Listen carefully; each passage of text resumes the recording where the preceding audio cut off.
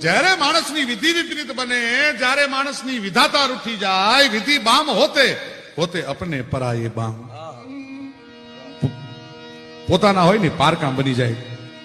स्नेहमयी माता भी करके विरुद्ध बिंदु राम जैसे पुत को भी वन भिजवाती है. कई कई कोई दी वनवास आपे पण मारी विधि विपरीत बनी गई लक्ष्मण ने हूं तो मानव देह में छू એટલે વિધિના સંસ્કારોને મારે ઝીલવા પડે બાપ.